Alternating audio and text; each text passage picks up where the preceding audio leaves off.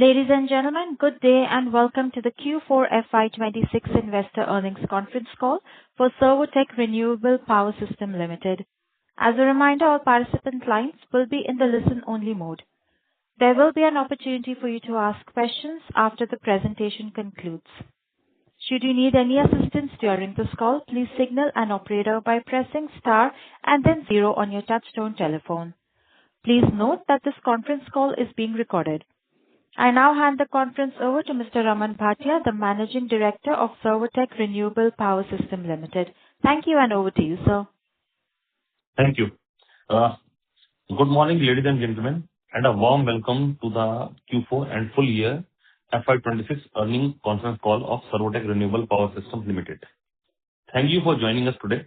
I am Raman Bhatia, Managing Director, and I am joined by our Chief Financial Officer, Mr. Vipin Kaushik. We will walk you through the results, the context behind them, and our outlook, after which we will be happy to take your questions. FY26 was a transformational year for Servotech. We have started the year with our strongest quarter ever recorded as a listed company. Let me start with what defines the year. In Q4 FY26, the quarter just ended on 31st March 2026. Our standalone revenue was 211.2 crores, growing 67% year-on-year. Our standalone EBITDA was 23.2 crore, growing 70% year-on-year.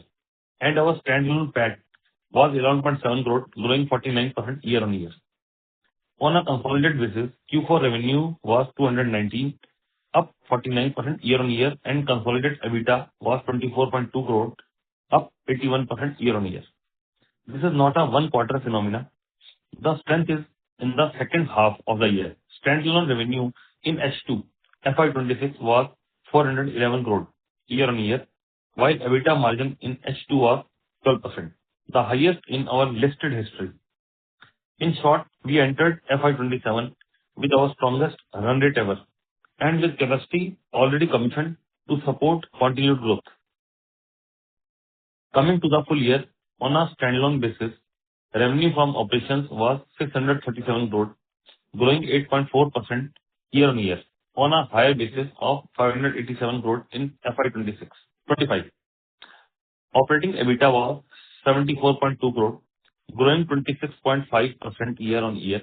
EBITDA margin expanded to 11.6%, the highest in our listed history, up from 9.7% in FY25 and expansion of 161 basis points. Profit after tax was 36.3 crore, growing 8.3%. The reason PAT growth lagged EBITDA growth was that we commissioned 64 crore of a new manufacturing capacity during the year. The full year impact of higher depreciation and finance cost from the commissioning is reflected in the profit and loss. From FY27 onwards, we expect the capex flow through to be lapped, and the operating leverage should fully reflect in the bottom line. On a consolidated basis, FY26 revenue was 675 crore compared to 676 crore in FY25. Broadly flat. Consolidated EBITDA was 71 crore, growing 22%, while profit after tax attributable to shareholders was 33.5 crore, broadly in line with FY25, 32.7 crore. I want to address the consolidated revenue directly. The flat consolidated number compared to standalone growth of 8.5% reflects a deliberate scale down of low margin trading activities in our medical equipment subsidiaries. Rebis Medical Device. Rebis revenue moved from 98 crore in FY25 to 32 crore in FY26. Correction. As we focus capital on our higher margin core renewable energy and EV businesses. Excluding this single subsidiary effect, our consolidated revenue grew approximately 12% year-on-year. The PAT impact of Rebis scale down is minimal. The subsidiary remained profitable just as a lower scale. Operationally, FY26 was a year of significant capability building. First capacity, we commissioned new manufacturing line for solar hybrid inverters and grid-tied models, which is now our flagship growth product for battery energy storage systems and for a lithium-ion battery packs. We also added quality testing and R&D infrastructure. Total CapEx for the year was 64 crore. Importantly, this CapEx program is now substantially complete, and it will help us to deliver the growth ahead in FY 26-27. We expect 27 CapEx to moderate to a lower run rate, funded entirely from internal accruals. Second, product mix. The shift towards solar inverter and higher capacity DC chargers in the 120 kilowatt to 360 kilowatt models and BESS is the structural reason for our 200 basis point margin expansion. This is not a one-year benefit. As solar DC chargers and BESS volume grow, we expect this margin profile to be sustained or modestly improved. Third, retail and brand expansion. Our retail channel, which was just 2 crore per month in FY 22, is now running at approximately 25 crore per month, with major growth expected ahead.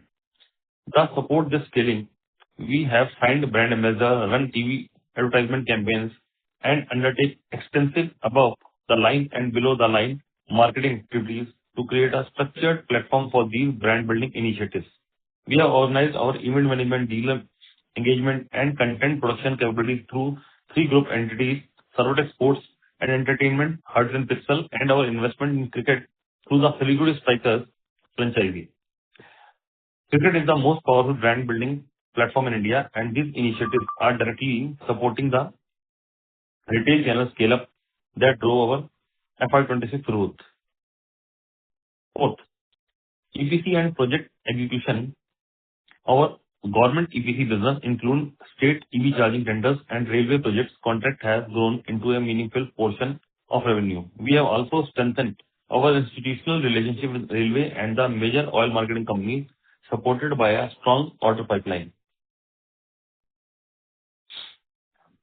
Now, I am talking about balance sheet, working capital, and FY 27 plans.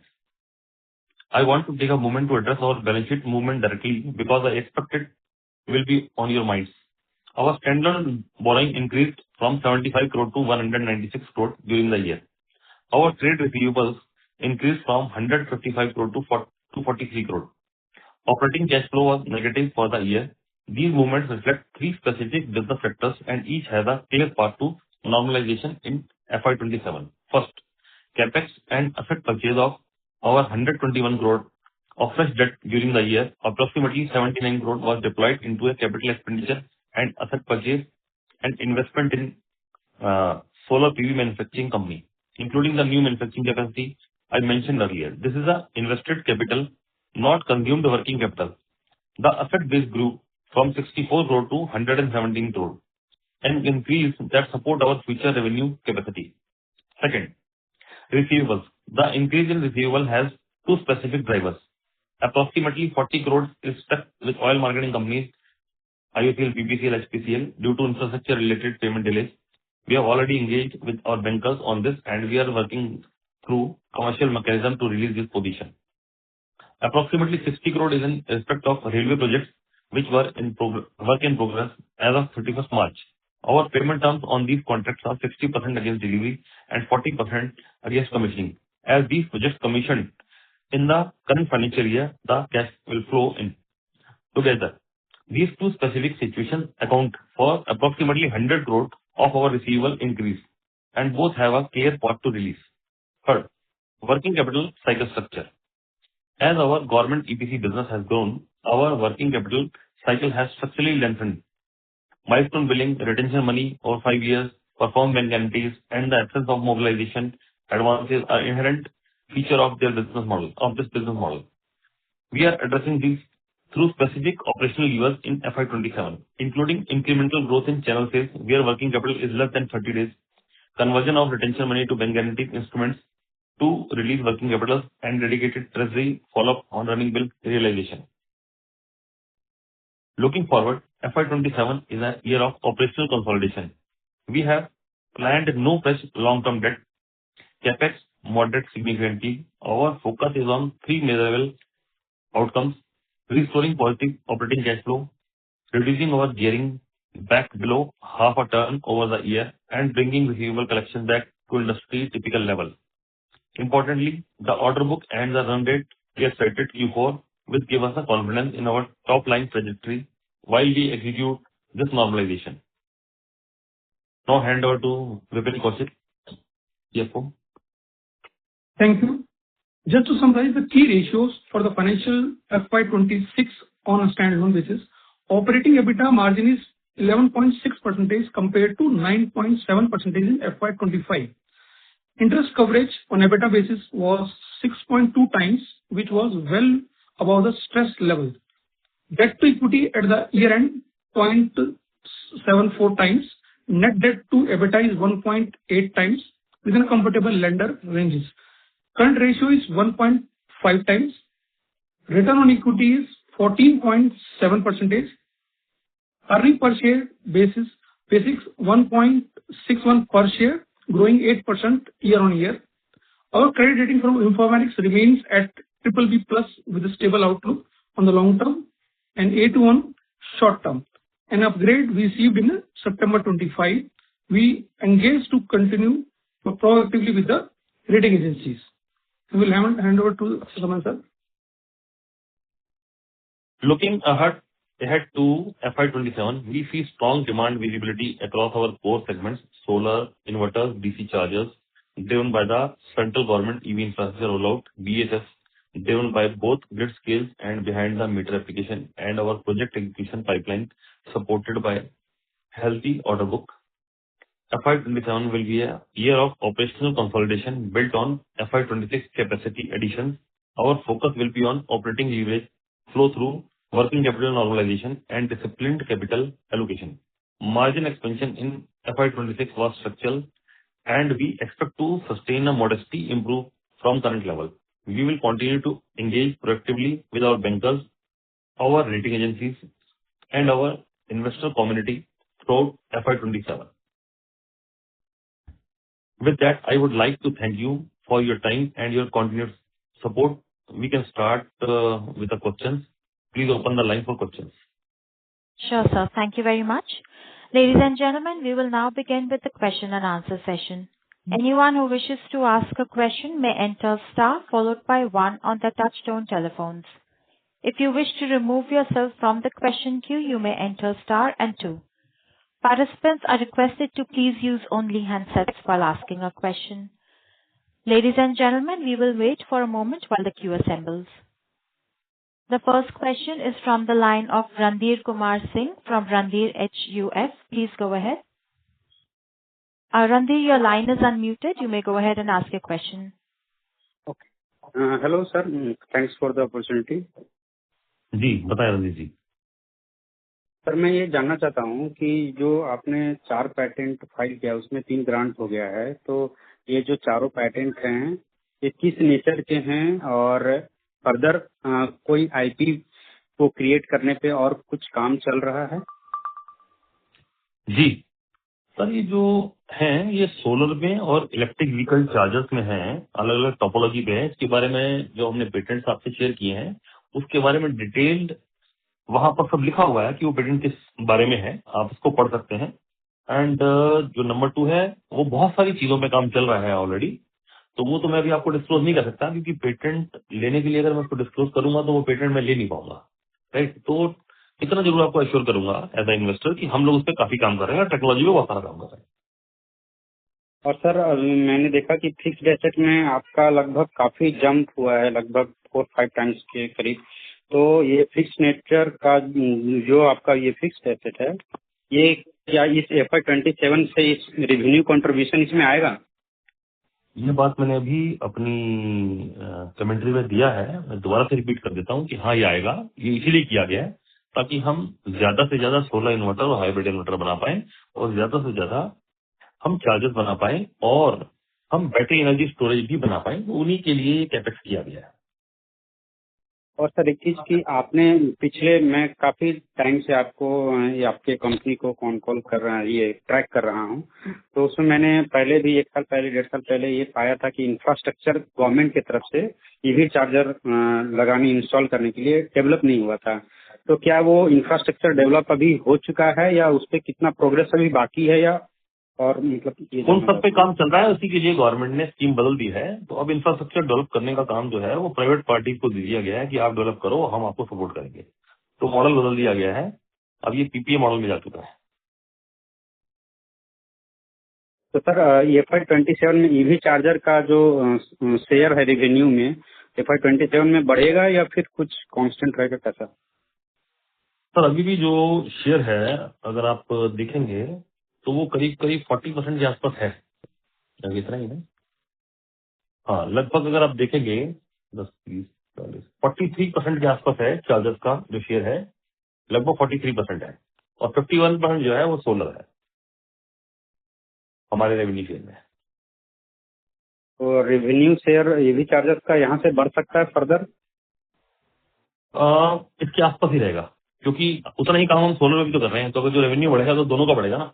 तो percentage depend कुछ और चीजों पर करती है। ठीक है sir, thank you. Thank you. Thank you. We have a question from the line of Prashant Pardesi, an individual investor. Please go ahead. Hello. Hello. हाँ सर, मेरा क्वेश्चन है, क्या हम्म। कंपनी किसी बड़े गवर्नमेंट के प्रोजेक्ट या ऑटोमोबाइल कंपनी के partnership पर काम कर रही है क्या? पार्टनरशिप माने? मतलब ऑटोमोबाइल कंपनी के साथ पार्टनरशिप कर रही है क्या, ऐसा कुछ? बंद करा दो भाई। हाँ हेलो। हाँ बोलिए सर।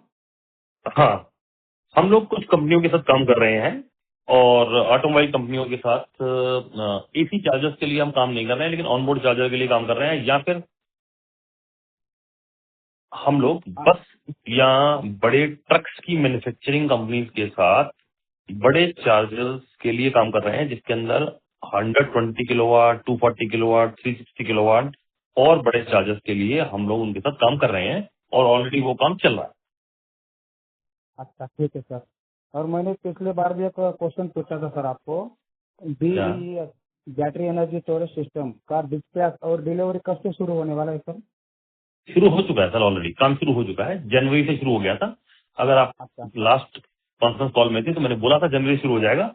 जनवरी से शुरू हो चुका है और अब धीरे धीरे वो पिकअप कर रहा है, चीजें स्ट्रीमलाइन होती चली जा रही है। अच्छा अच्छा। और Q1 में कैसे रहेंगे नंबर सर कंपनी के, आपकी क्या उम्मीद है? सर मैं फॉरवर्ड जो है ग्रोथ प्लान आपको नहीं बता सकता, मुझे अलाउ नहीं करता है जो गवर्नमेंट के जो सेबी के रूल्स हैं, तो उसके लिए माफी। लेकिन मैं इतना ही कहूंगा कि हम उससे बहुत अच्छे तरीके से काम कर रहे हैं और इसका रिफ्लेक्शन आपको H2 में दिख गया होगा। तो मैं उम्मीद करता हूं कि अगर वो H2 को हम इसी तरीके से लेके आगे बढ़े तो आपको आगे भी अच्छे रिजल्ट देखने को मिलेंगे। ठीक है सर। सर और कोई नया बिजनेस में एंट्री करने का प्लान है क्या सर कंपनी का? नहीं सर, नया कोई बिजनेस ऐड नहीं कर रहे हैं। नई इन प्रोडक्ट्स में हम कुछ ना कुछ इनोवेशन पे काम जरूर कर रहे हैं। नई प्रोडक्ट लाइन कोई ऐड करने का भी प्लान नहीं है, क्योंकि इसमें बहुत स्कोप है और हम उस पर काफी काम कर रहे हैं। ओके सर, ठीक है सर, धन्यवाद। Thank you. Thank you. As a reminder, if you have any questions at this time, you may enter star and one. The next question is from the line of Mahesh Vaz, an individual investor. Please go ahead.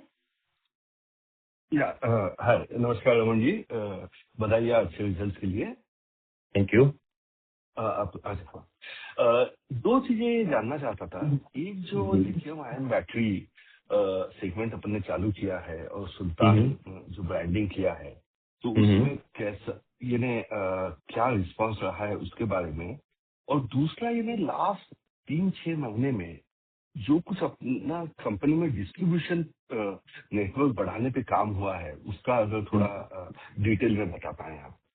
Ji sir, पहला तो ये है कि जो हम लोग lithium की बात करते हैं, लिथियम बैटरीज की, तो हम लोगों ने वो बैटरी ऑलरेडी शुरू कर दी है। बहुत सारे ओईएम्स के साथ हम लोग काम कर रहे हैं जो ई रिक्शा बनाते हैं, तो उनको हमने बैटरीज देनी शुरू कर दी है। लेकिन जिनको भी बैटरी आप देते हैं तो प्रोडक्ट में बैटरी को अप्रूव कराना, ICAT से अप्रूवल लेना, उनके रिक्शा के साथ, तो एक टाइम टेकिंग प्रोसेस होता है। बट उस सब के अंदर रिजल्ट आते चले जा रहे हैं, तो इसलिए जो पिकअप है वो थोड़ा भी स्लो मिलेगा आपको। बट साइमल्टेनियसली हम लोगों ने सोलर के लिए भी बैटरीज के कुछ पैक निकाल दिए हैं, 1.2 kilowatt, 2.5 kilowatt, 5 kilowatt, 10 kilowatt, and वो मॉडल भी हमने अपने चैनल सेल्स में बेचना शुरू कर दिया है विद सोलर।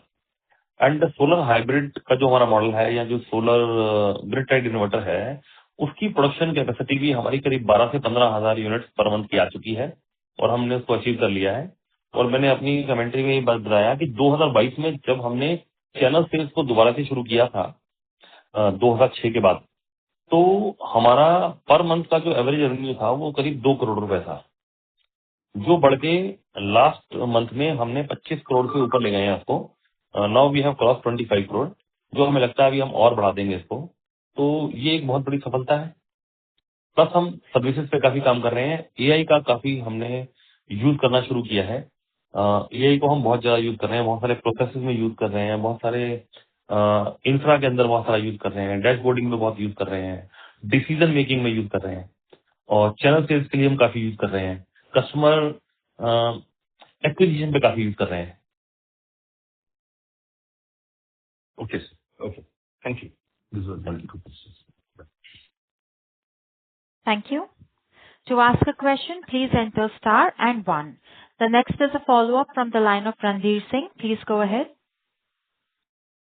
सर मैं ये जानना चाहता हूँ कि अभी जो फिक्स्ड एसेट क्रिएट हुआ है इसका यूटिलाइजेशन लेवल क्या है सर, परसेंटेज टर्म में, या रहेगा FY27 के लिए? FY27 में हमारा टारगेट तो ये है कि हम उसको 100% यूटिलाइज कर लें, उसी पे काम कर रहे हैं। ये फर्स्ट क्वार्टर से स्टार्ट रहेगा? फर्स्ट क्वार्टर में तो नहीं कहूंगा, लेकिन हाँ हम बहुत जल्दी वहां पहुंच जाएंगे। मतलब कि Q2 Q3 से कर सकते हैं? यस, Q2 से। Q2 से, ओके। सर ये मैं थोड़ा परसेंटेज टर्म में मैं ये देख रहा था कि टॉप लाइन क्वार्टर ये ईयर ऑन ईयर बेसिस पे सेम क्वार्टर में 66% बढ़ा है, और overall year on year base पे पूरा साल का अगर कंपेयर करें तो मतलब कुछ खास ग्रोथ नहीं रहा है। तो ये FY27 के लिए परसेंटेज टर्म में एक टॉप लाइन बता सकते हैं नहीं बता ओवर सकता था। FY26? मैं पहले भी अगर बोल चुका हूँ कि मुझे अलाउ नहीं करता कि मैं कोई भी ऐसी बात कहूँ जिससे इन्वेस्टर अलग तरीके से जो है। मिनिमम नंबर पर मिनिमम मैं माफी चाहूंगा, इसमें मैं आपकी हेल्प नहीं कर पाऊंगा, बट मैं यही कहूंगा कि जो पिछले 5 सालों 6 सालों में हमने किया है आप उसको देखें। हमारी कोशिश है कि हम उसको मेंटेन करें, simple. Okay, thank you sir, thank you. Thank you. The next question is from the line of Gitesh Parmar, an individual investor. Please go ahead. Yes right, thank you sir. आपको बहुत बहुत बधाई Q4 number के लिए, बहुत अच्छे number थे आपके। सर मेरे 2-3 सवाल है जो मैं आपको पूछना चाहूंगा, शायद थोड़ा रिपीटेटिव हो जाएगा। तो सर आपने जब अपने इंट्रोडक्शन में रिटेल चैनल की बात की आपने, तो उसके जो 2 से 25 करोड़ के आसपास पहुंचा है जो आपके प्रेजेंटेशन में भी है, ये रेशियो सर आप स्पेशली 2027 के लिए कैसे देखते हैं between the PSU and retail channel? How this would basically look like for your annual probably sales? नहीं, मैं एक मिनट मैं सवाल भी समझ पाया। आपने जब 2 से 25 कहा कि मैं सवाल समझ नहीं पाया, क्या कहना चाह रहे हैं हम? एक बार दोबारा रिपीट करेंगे। सर मैं ये पूछ रहा हूँ कि रिटेल चैनल का और बाकी अदर चैनल का रेशियो आप कैसे देखेंगे 2027 के लिए in terms of your sales? मेरे को ऐसा लगता है कि इसका जो कॉन्ट्रीब्यूशन है वो करीब 50% से ऊपर आ जाएगा रिटेल और चैनल का। 50%? Yes, 50% of the total revenue, यानी कि गवर्नमेंट रेवेन्यू या जो भी आप tender revenue versus channel and retail की जब बात कर रहे हैं, तो we will trying to cross more than 50% and we are working on that. Okay. और सर ये दोनों चैनल में वर्किंग कैपिटल रिक्वायरमेंट कैसे डिफरेंट है? जैसे रिसीवेबल वगैरह पे कैसे इम्पैक्ट आएगा? आप थोड़ा ज्यादा अगर डिटेल में बता सके, उसमें क्या नंबर ऑफ डेज होते हैं जनरली रिटेल के लिए और क्या होते हैं गवर्नमेंट के लिए, अगर थोड़ा एक्सप्लेन कर सके। सर अब तो आप बिजनेस स्ट्रेटेजीज को समझने की कोशिश कर रहे हैं। एक्चुअल में क्या है कि जो गवर्नमेंट का जो प्रोजेक्ट है वो जितने भी प्रोजेक्ट होते हैं वो टर्न की प्रोजेक्ट होते हैं। टर्न की का मतलब होता है कि पहले आपको उनको मटेरियल बनाना है, फिर आपको बेचना है, फिर आपको पहुंचाना है, उसके बाद इंस्टॉल करना है, कमीशनिंग करना है, उसके बाद पैसे मांगने हैं। यह है गवर्नमेंट का प्रोजेक्ट। अब कोई भी सोलर का प्रोजेक्ट जब आप ऐसा करते हैं तो एवरेजली आपको 70 दिन से लेकर 120 दिन लगते हैं प्रोजेक्ट को कंप्लीट करने में, छोटे से छोटे प्रोजेक्ट को। तो बाय डिफॉल्ट आपकी पेमेंट वहां तक पहुंच जाती है। ठीक है, कुछ पार्शल आ भी जाता है आपको, लेकिन एवरेजली आप वहां पहुंच जाते हो। करेक्ट। और अगर आप एब्सोल्यूट टर्म्स में जब आप बात करते हो तो वो एवरेज हो जाता है, तो आप मान लीजिए 70-80 दिन पे पहुंच गई बात। लेकिन जब हम डिस्ट्रीब्यूशन चैनल की बात करते हैं तो डिस्ट्रीब्यूशन के अंदर आपका जो डिस्ट्रीब्यूटर होता है वो आपके साथ या आपका चैनल पार्टनर प्रॉफिट शेयर करता है, आप उसको प्रॉफिट शेयर करते हो, तो आगे का सारा जिम्मा उसका होता है, तो वो आपको पैसा उस दिन दे देता है जिस दिन वो आपसे माल लेता है। तो आपका साइकिल वैसे ही हाफ हो जाता है। तो अगर वहां पैसा आपके पास 70-80 दिन में आ रहा था, तो यहाँ पैसा आपको 25-30 दिन में या 35 दिन में आ जाता है, including inventory revenue, including inventory turnover. Hope आप मेरी बात सर समझ लीजिए। हाँ सर, हाँ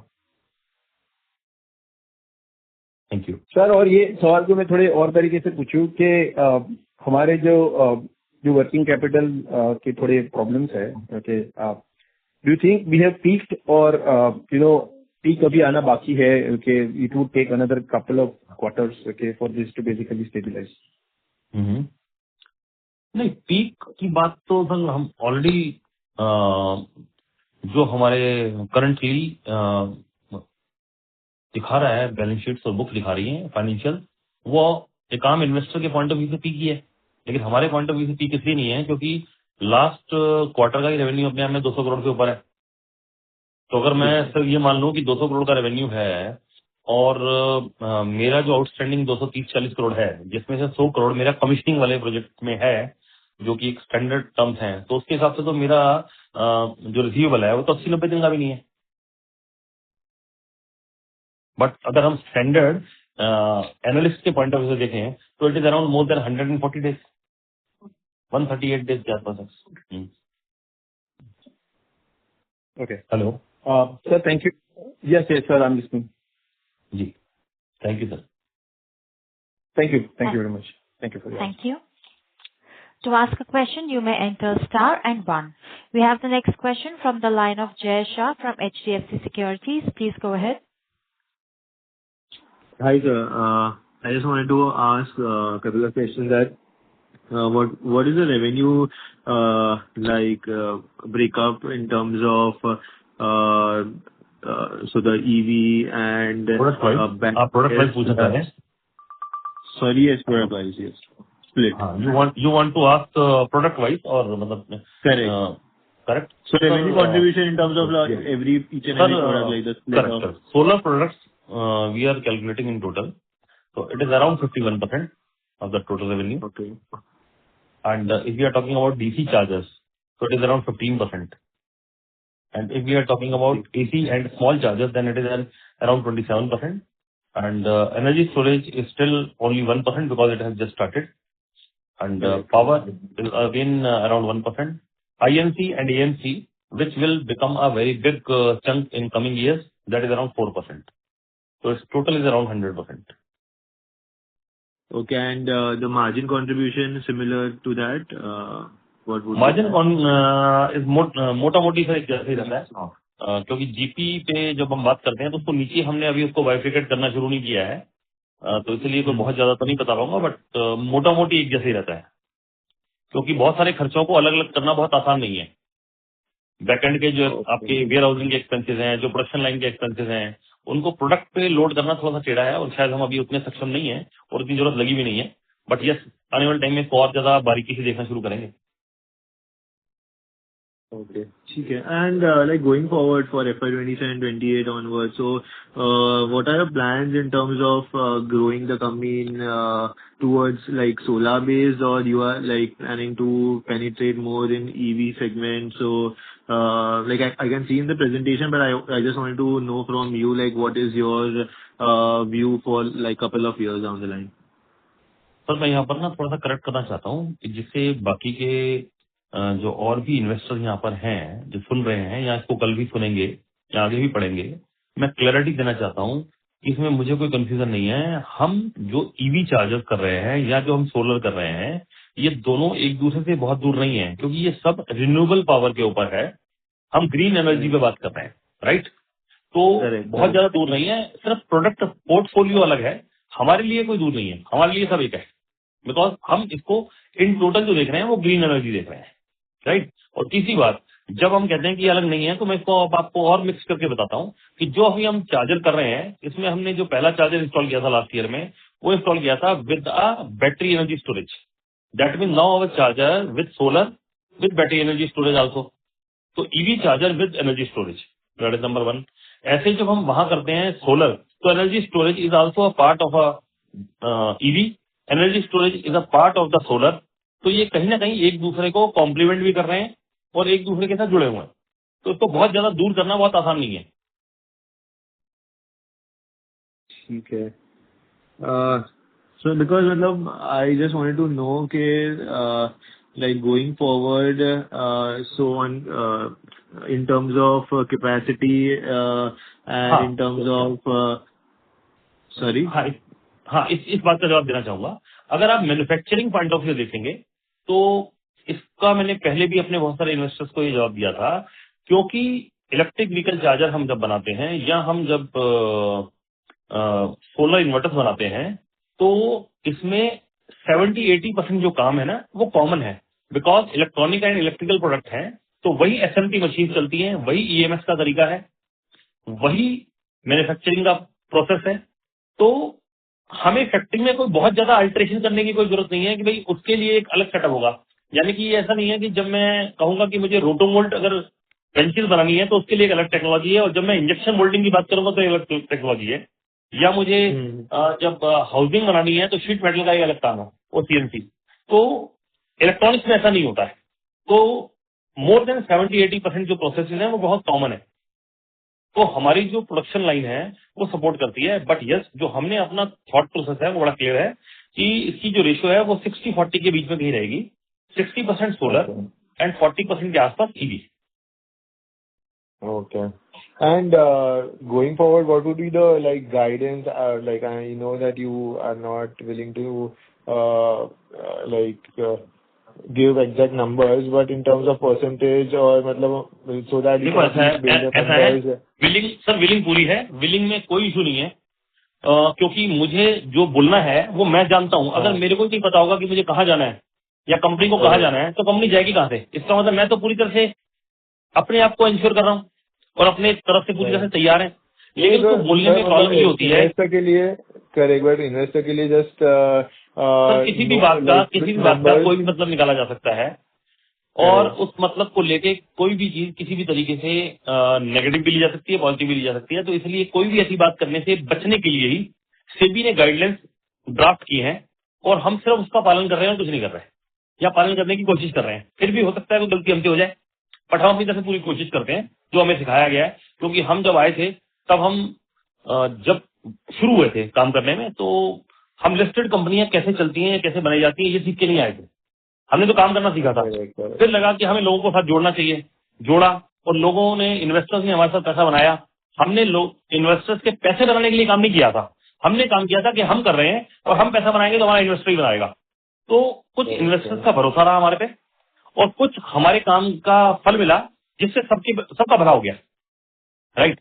तो मैं सर इसलिए एक ही बात कहना चाहता हूँ कि बहुत दूर नहीं कहता मैं, पिछले 5 सालों में जो कुछ किया है उसको रिपीट करने की इच्छा है, और उसी के लिए पूरे दिल से काम कर रहे हैं।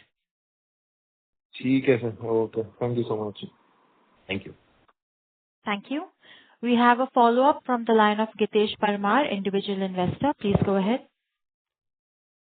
Thank you sir. मुझे आपसे डीसी चार्जर के बारे में पूछना है। जो हम लोग नए रेंज की बात कर रहे हैं, 120 to 360 kV range DC charger, कितने परसेंटेज हो गए जो हाई रेंज में होगा? अभी इसका जवाब नहीं दे सकता हूँ सर आपको कि ये कितना होगा या कितना नहीं होगा। इसमें अभी बहुत सारे फैक्टर्स हैं जो मैं इतनी आसानी से तो आपको जवाब नहीं दे पाऊंगा अभी ऑन कॉल, कि वो क्या होगा और कितना होगा। मैं ये भी नहीं जानता कि आप इससे समझना क्या चाह रहे हैं, आपका क्या ऑब्जेक्टिव, आप क्यों समझना चाह रहा हूँ कि सर, मैं ये समझना चाह रहा हूँ कि क्या, okay let me ask it different way sir. और कोई है चार्जिंग कंपनी जो हमें ये रेंज में चार्जर प्रोवाइड करती है? और दूसरी बात ये है कि ये वाले चार्जर का मेजॉरिटी डिप्लॉयमेंट कैसे होता है, कहाँ पे होता है? मतलब अब आपका सवाल थोड़ा सा मैं समझ पाया, मैं आपको समझाता हूँ। ऐसा है, जब हिंदुस्तान में गाड़ियां आनी शुरू हुई थी या दुनिया में गाड़ियां बननी शुरू हुई थी, अगर आप भी देखें चाहे वो मोबाइल की बात करते हैं, तो जब पहले कभी मोबाइल आता था तो उसके अंदर एक बहुत छोटी सी बैटरी होती थी, ठीक है, और वो उसकी बैटरी कंजम्पशन ही बहुत कम होती थी। अगर हम आज से 10-15 साल पुराने चले जाए हैं आईफोन वगैरह से पहले में, तो जो नोकिया के फोन आते थे या एरिक्सन के फोन आया करते थे, उनमें छोटी सी स्क्रीन होती थी, तो उसके अंदर बहुत छोटी सी बैटरी हुआ करती थी और वो बैटरी पूरा दिन चलती थी, इवन 2-2 दिन चलती थी। आपको याद है? आपको शायद मेरी बात समझ पा रहे हो मैं क्या कहना चाहता हूँ? हाँ सर, तो उसके चार्जर भी छोटे होते थे। यार। फिर जब हाँ। ये स्मार्टफोन का जमाना आया और जो अभी हम स्मार्टफोन को जिस तरीके से यूज करने लग गए हैं, लगभग कंप्यूटर की तरह यूज करते हैं। जो काम किसी जमाने में हम सिर्फ कंप्यूटर पे किया करते थे, लगभग उसका 70-80% काम हम आज की डेट में अपने मोबाइल पे करते हैं, ठीक है ना। तो इसलिए मोबाइल हमें दिन में 2-2 बार चार्ज करना पड़ता है, क्योंकि काम हो नहीं पाता।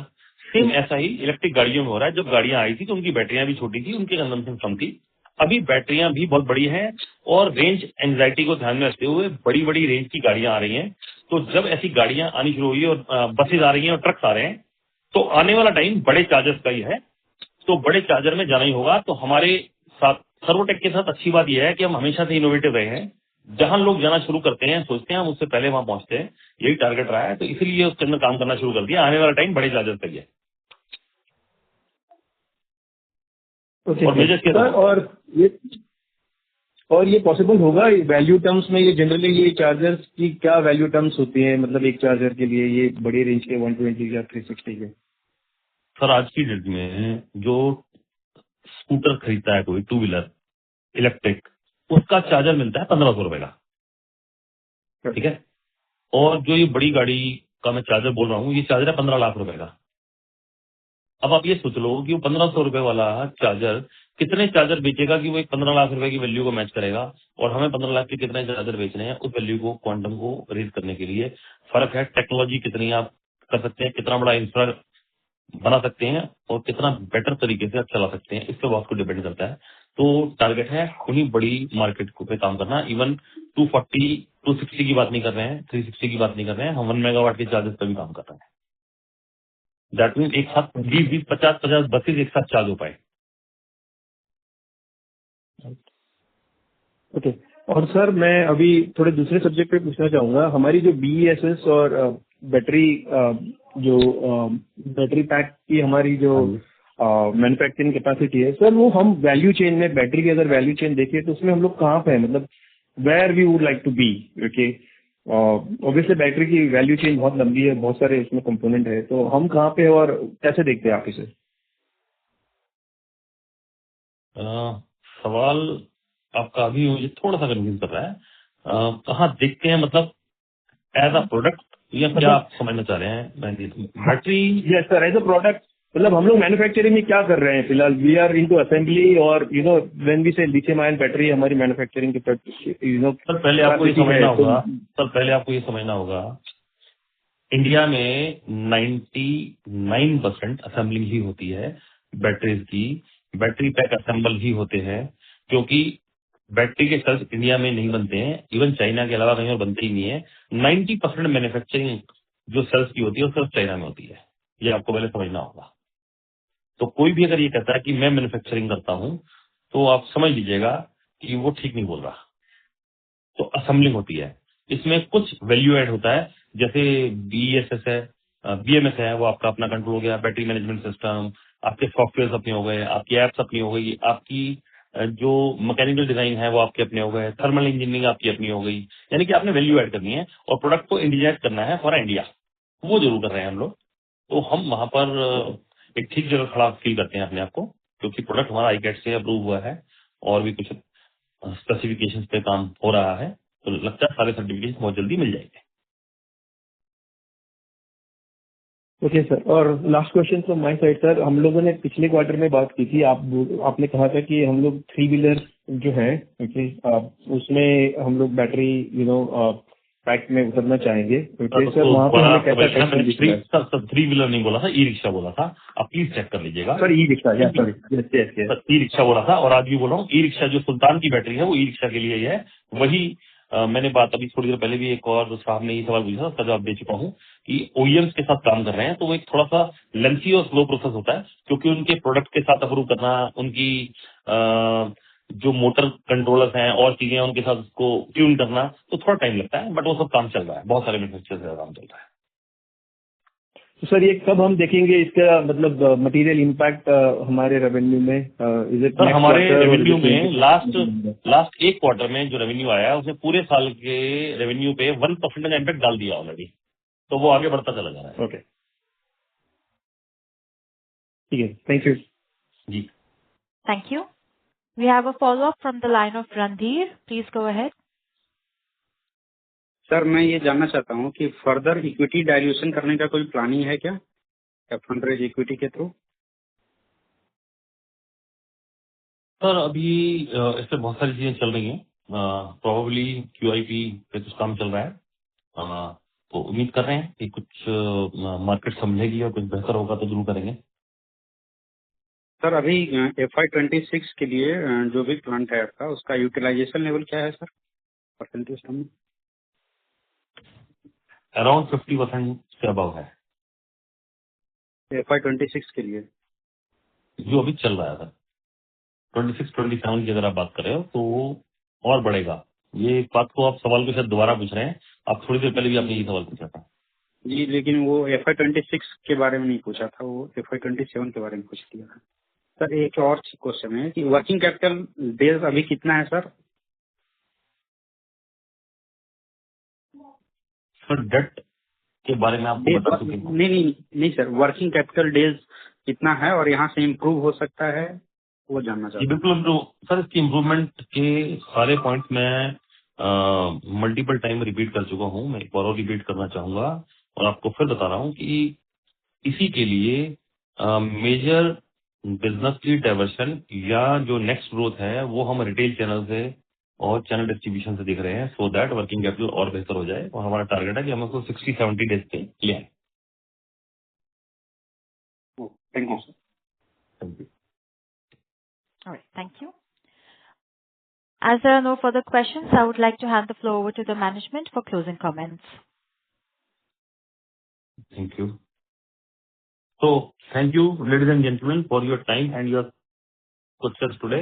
FY26 has been a defining year for Servotech, the strongest quarter in our listed history. Our highest ever EBITDA margin and capacity now commissioned to support continued growth. The question you have asked today reflects the genuine engagement that drives us to do better, and we welcome that scrutiny. As we enter FY27, our priorities are clear: operational consolidation, working capital normalization, and disciplined capital allocation. We are committed to delivering on these priorities and to continued transparent engagement with the investor community. On behalf of Vipin and the entire Servotech team, I want to thank our shareholders for your continued trust, our customer and partners for the long-lasting relationship we share, and our employees for their dedication through a year of significant transformation. Should you have any further questions following this call, please reach us to our investor relation team. The contact details are available on our website. We look forward to engaging with you again at our Q1 FY27 result. Thank you and good day. Bye-bye. Thank you. Thank you very much, everyone. On behalf of Servotech Renewable Power System Limited, that concludes this conference call. Thank you all for joining us, and you may now disconnect your lines. Thank you.